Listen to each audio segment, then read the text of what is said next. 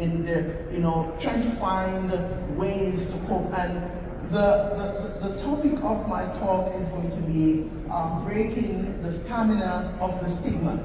Breaking the stamina of the stigma.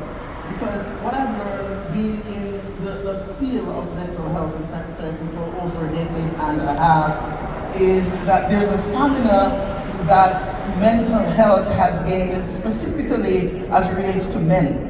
So what we notice based on the stats, just recently we've learned that 4,500 suicides have occurred in Canada alone over the past year.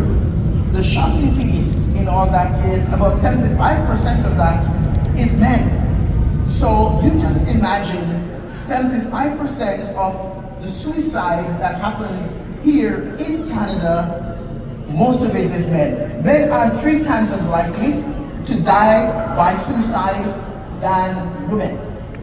So I wanted to speak to you a little bit about 3 pointers that I wanted to consider if we want to break the stamina of the stigma around men's mental health. And I want to use the acronym AIR, A-I-R. Okay, so pay attention to the acronym AIR, and as we speak about 3 things that we need to do if we're going to break the stamina of the stigma around men's mental health.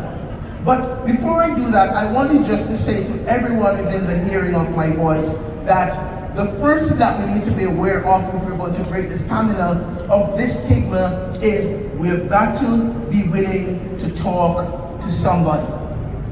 Okay? We have to be willing to talk to somebody. So the first A has to do with awareness. Okay? Awareness. Now, what I've learned as a men's life coach is most of us as men, we are not as aware as we should be about our mental health. This is why we are choosing the suicide route, that coming out of those comfort zones and saying to somebody, I'm really struggling. So the awareness challenges us to ask a few questions. Am I doing well at this very moment? It's a question that we don't ask too much of as men.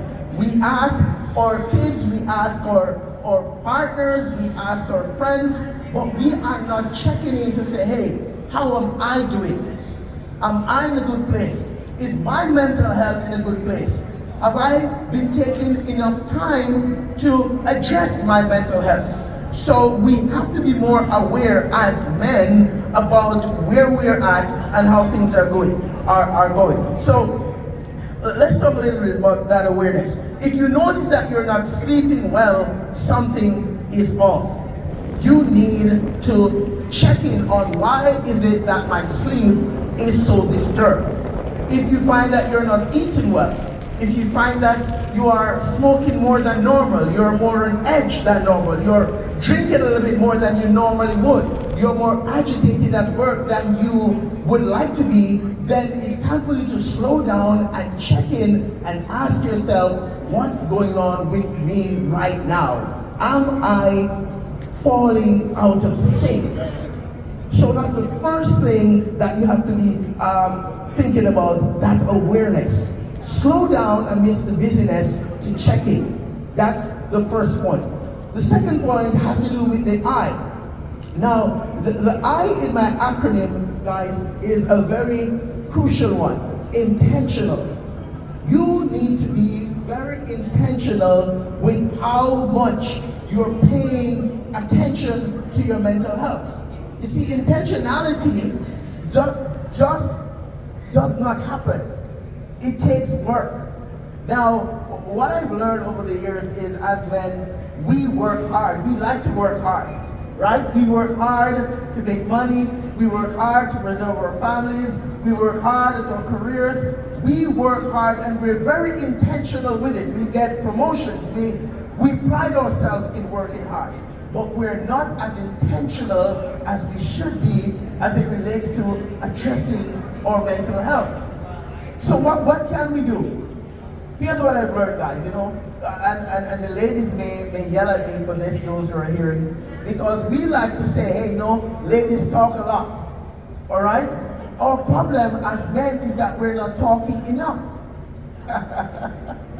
We don't talk enough about what we're supposed to talk about. So we're pointing fingers, but listen, the men are the ones that's dying by suicide 3 times the rate of women. What does that tell us?